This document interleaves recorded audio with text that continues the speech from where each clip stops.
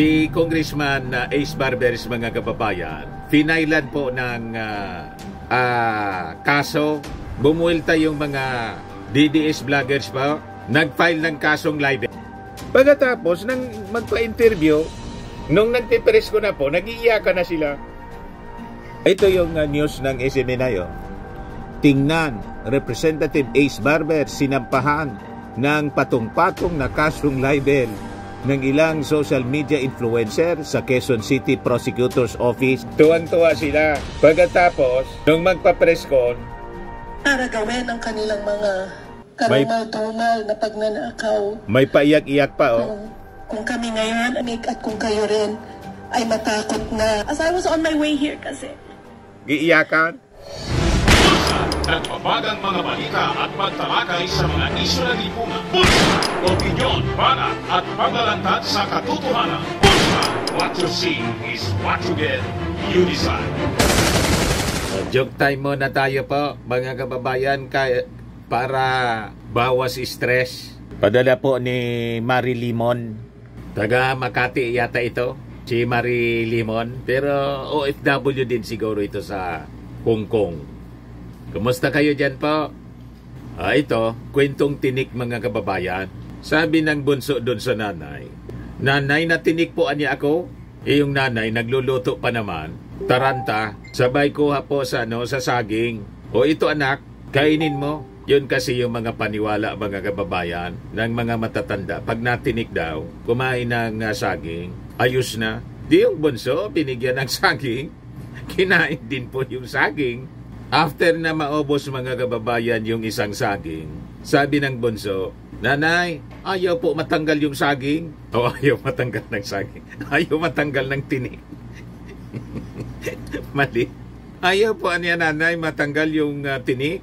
Sabi ng nanay, "Ito, isa pa, kainin mo." After na maubos yung pangalawang saging, ayaw talaga niya, nanay, matanggal.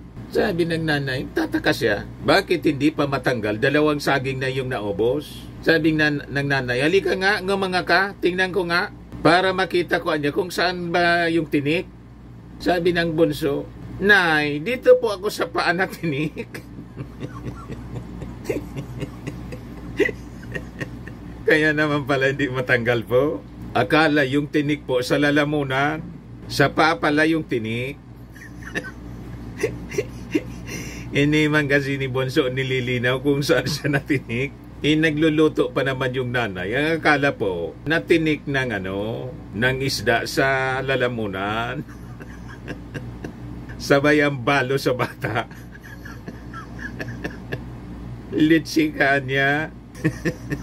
Hindi mo nililinaw. Nakaubos ng dalawa.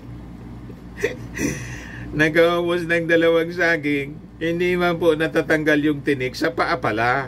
Matik na po, Madam Marie Limon, 200 agad sa GCash. Padala po ninyo yung GCash ninyo. May chance ka pa rin manalo, 5,000 pesos sa Grand Draw. Grand Draw, monthly draw pala. Grand Draw, 10,000.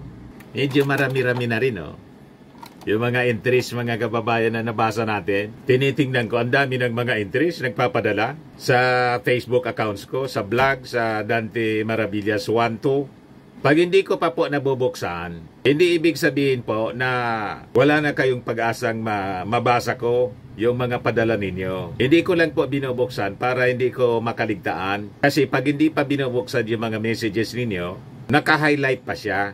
Unread messages. Pag binuksan ko na, wala na. Baka makalimutan ko. Kaya huwag kayong mag-alala. Nakikita ko po yung mga entries ninyo. Pero siyempre, pipili tayo ng maganda. Yung katawa-tawa talaga. Kasi pag hindi man katawa-tawa, saka yung iba, censored, hindi natin babasahin po rito. Ayos po, mga kababayan. Like and share na rin po ninyo ng ating video. Click subscribe po para umabot tayo ng 1,000. 1,121,000 na nga pala yung subscribers natin 1 million man lang po, paabutin ninyo ako. Ayos pa, mga kababayan. Dito na tayo sa seryosong mga topics natin. Si Congressman Ace Barberis, mga kababayan, finailan po ng kaso. Bumuelta yung mga DDS vloggers po, nag-file ng kasong libel. Ayan, nakatawa pa sila. Oh. Pagkatapos, after na mag-file po, dito nagpa-picture nakatawa. Nang magpa-interview na po, siyempre yung SMNI, yun man lang ang nag-interview sa kanila. Yan man lang po ang pumapatol sa kanila. Hindi man sila pinapatulan ng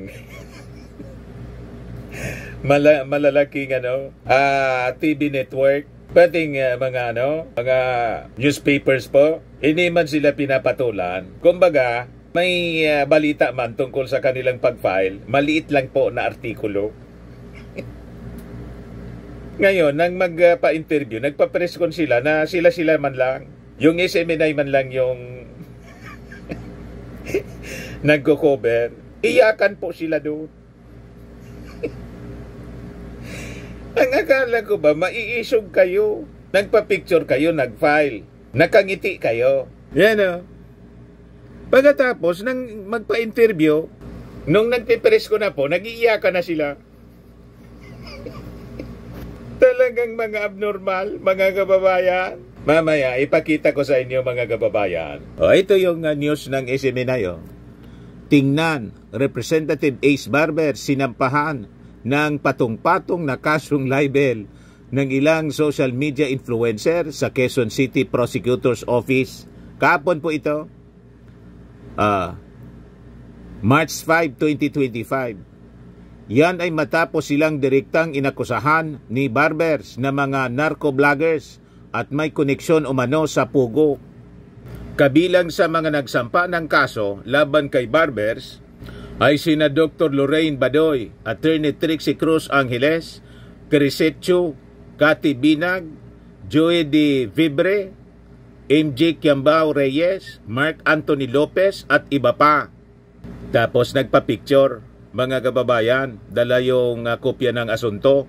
Nagpaka-smile. Tuwang-tuwa sila. Pagkatapos, nung magpa-press con, nag-iiyakan na. Drama. Ayan sabi diyan, kung kami ngayon ay mapatahimik at ngayon ay matakot na kayo ay matakot na mas lalakas pa ang loob ng mga korap para makapagnakaw. Si MJ Kiambao Reyes, pakinggan natin mga kababayan yung drama. Mas lalakas pa ang loob ng mga korap para gawin ang kanilang mga karumal-tumal na pagnanakaw. May paiyak-iyak pa, oh. Kung kami ngayon, at kung kayo rin, ay matakot na. As I was on my way here kasi. Giiyakan? Yung mga anak ko. Si Cathy Binag? And they did not want me to go here. Kasi nga, syempre, ang hirap kalabahanin ng gobyerno. Pumasok kayo dyan sa gulong yan, sumubra kayo sa mga pagsasalita. Pagkatapos ngayon, mga iyakin pala kayo. Di ba? Tapos, ang sabi ninyo, mga maisog kayo. Lahat baliktad ang mga sinasabi ninyo. Ang maisog, panindigan ninyo yung kaisugan ninyo. Walang iyakan. Pinili ninyo magkasabit-sabit yung buhay ninyo kasi. Parang si Harry Roque, nagtatago. Sa susunod yan, ganun din ang mangyayari sa inyo kasi imbes na harapin ninyo yung subpena, pinasubpena na kayo ng Congress, tumakbo kayo sa Supreme Court. Pagkatapos ngayon naman, nag-file kayo ng libel. Tapos sa press con, ganun pa rin yung ginagawa ninyo. Pinagmumura si Ace Barbers. Lalo ninyong nilalagay sa problema yung sarili ninyo, parang yung idol ninyong si Sara Duterte. Yan ang problema eh. O ngayon, iyak kayo ng iyak. Yan mga kababayan. Ng mga mambabatas, ang hirap eh. Hindi to biro itong ginagawa namin dito ngayon. At ang mga nakikita niyong mukha rito, eto yung mga handa actually na mamatay para sa bayan. Gustong maging hero. Handa daw mamatay para sa bayan. Pamilya, diba? Last year pa, sinabihan na ako ng nanay ko. By the way, my mom and law are both bedridden, and nasa mga last few days na sila ng kanilang mga buhay. Yun pala, pumasok ka pa sa problema. Na maglaan ng oras para sa mga ganito. Last year, binalaan na niya ako. Sabi niya, anak, pwede ba maghinay-hinay ka na muna? Huwag ka na muna. O, kita mo? Pinayuan ka na pala ng nanay mo, matigas ang ulo. Yan ang kasi, pag matigas ang ulo, yan ang inaabot pag hindi nakikinig sa magulang. Tama po, MJ Kiembiao Reyes. O ngayon, nasubo kayo sa problema. Pagkatapos ngayon, nag-file kayo ng kaso para sa bayan. Dinamay pa ninyo yung bayan. Wala man nagsabi sa inyong mga mamamayan, kayo-kayo man lang ang nagpapaniwala sa sarili ninyo na ang ginagawa ninyo para sa bayan. Walang para sa bayan na panggugulo sa gobyerno na naglilingkod ng tapat sa bayan. Tama? Yan ang sinasabi niya rito. Itang malapit sa mga Duterte because I'm sure pag-iinitan ka. Huwag ka na munang kumontra o mag-criticize sa Drama But of po. course, my mom knows me na kahit sabihin niya yon, hindi ko pa rin mapipigilan You see? na magsulat, na mag-criticize, o na maglahat ng anyon sa social media.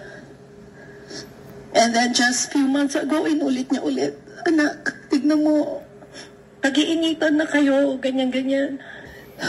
Tigilan mo na muna kasi, kita mo, hindi ako makatayo. Ano kita dadalawin sa kasalanan nila lahat. Gumawa sila mga kababayan ng sarili nilang problema. Tulad ng mga pinaglilingkuran nila. Si Digong sana tahimik na siya. Nakapaglingkod na rin siya for 6 years. Ginulo niya yung buhay niya. Si Sara Duterte, kayo ni Tim, ganon din ang ginawa. Ano ang dahilan? Ambisyon. Dinesignate na yung sarili niya. Inappoint niya as designated survivor. Hindi pa nga nakakatapos yung ating Pangulo. Magto 2 years pa lang noon. Ngayon 3 years. Ayaw nilang tantanan, pinagbantaan pa. Tapos sila na mga supporters, imbes na advisean si Sara Duterte, ginatungan pa. O ngayon, ayaw nilang tumigil, sumobra, pinatawag mga kababayan ng Congress. O ito ngayon, hinahabol sila, bumuelta sila ngayon, pero hindi pa rin magbago sa kanilang mga ginagawa. Talagang magkakaproblema kayo niyan. Inadvisean ka na pala ng nanay mo, ayaw mong makinig. Dumikit ka pa ng dumikit. Inadvisean ka pala na dumistansya. Ayan ang makuha sa matigas ang ulo. Tama? Pagkatapos ngayon, magdadrama kayo. Yan o. Oh. Diba? I mean, nagagawa pa niyang biruin Umiiyak, tumatawa. Sa nanay ko. And sa akin din, because masanurin akong anak. At kung kailan ako tsaka ako naging pasaway. Oh, kita mo na? Admitido po. At kaya ako sumusuway sa magulang ko. Magulang na rin ako eh. I'm a mother of 2. And ginagawa ko to para sa mga anak ko. At para rin sa mga anak niyo. Drama? Dahil kung lahat tayo tatahimik, pag ang kalayaan at karapatan nating magsalita ay tuluyan ng masikil, all our freedoms will erode. Walang sumisikil. Hanggang ngayon nga, sige pang daldal ninyo. Lang, yung pagdaldal ninyo, sobra. Yung freedom of expression ninyo, hindi sinisikil. Sige pa nga ang pangmumura ninyo. Ito pa yung isa. Pakinggan ninyo ang tapang-tapang nito. Gagamitin natin na pagsukat kung may maling ginawa ang mga vlogger, ay yung mararamdaman ninyo. Mga government officials po kayo. Kayo po ay halal ng bayan. Pinahiram lang kayo ng kapangyarihan na mga taong kinakayan-kayanan lang nila. This should be this should be to everyone. Nagmamagaling kasi po sila. Kailangan po natin na manindigan. Kala kasi nila, kapag sila rin yung tama. Itong mga to, anong mangyayari sa atin? Anong mangyayari sa generasyon? Anong mangyayari dun sa mga susunod na... So yun po, nagpa-press con sila after na mag-file ng libel case laban kay Ace Barbers, kay Congressman Ace Barbers. Ngayon, sabi ni Ace Barbers, harassment man lang niya yan para i-derail yung congressional probe. Yan o. That is anya a pure harassment meant to stop the ongoing congressional probe into their alleged links to illegal drugs and Philippine offshore gaming operators. Sabi po ni Congressman Barbers, takot tumarap yung mga yan sa TRICOM. In fact, anya, their basis for filing a libel case against me is pure harassment para lang mahinto ang investigasyon at committee hearings. They're saying anya na tinawag ko silang narco-vloggers at pogo-vloggers.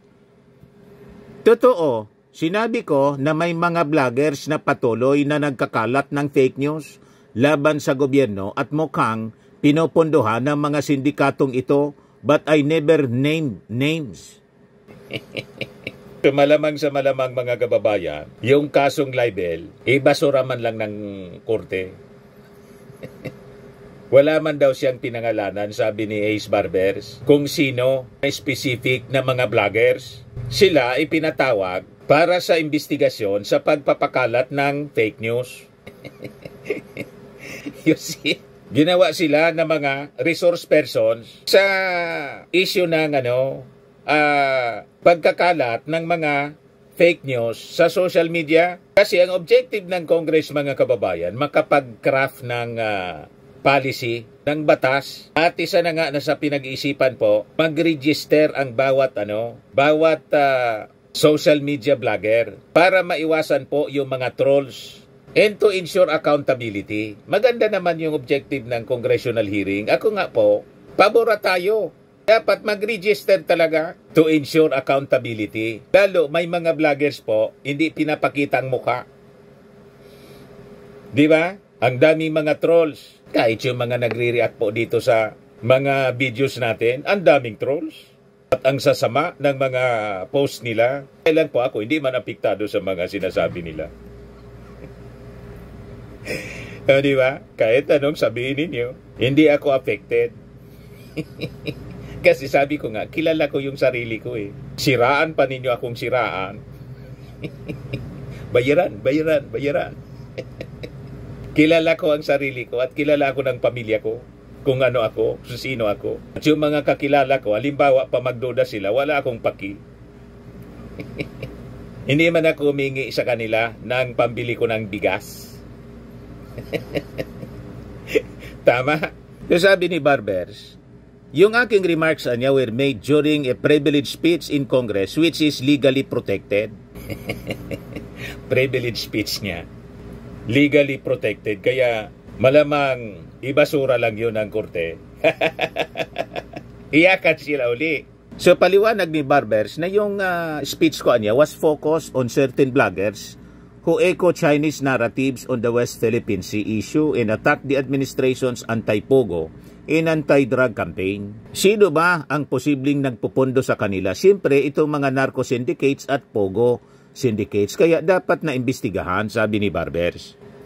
He stood firm on his request for the NBI to probe bloggers who abuse social media platforms for misinformation. Dapat magkaroon ng code of ethics para hindi ito magamit sa paninirang puri o sa pagbibigay ng kaguluhan sa bansa. Adding that the NBI is already working on the investigation. Meanwhile, the complainants claim that Barbers' accusations have caused them sleepless nights and fear among their families. Yan ang sabi ni MJ, kaya iyak-iyak siya, Kiambao Reyes. Kasalanan ni Congressman Ace Barbers. Pinili ninyo ang ganyang buhay. Tulad ni Sara Duterte at ni Digong na pwede sana na nakipagtulungan sa administrasyon, kayo ni Tim. Ayaw ninyong tigilan. At ang akusasyon ninyo sa administrasyon, weak leader. Tawag ninyo sa Pangulo, bangag. Yan ang buwelta sa inyo. Ngayon, iiyak-iyak kayo. Hindi na kayo makatulog. Kaninong kasalanan yan? Kung nanahimik kayo at tumulong para sa progreso ng ating bansa, o di sana, walang kayong inabot na ganyan na problema. Sumobra kayo. Kung magmura kayo at mag-akusa, wagas.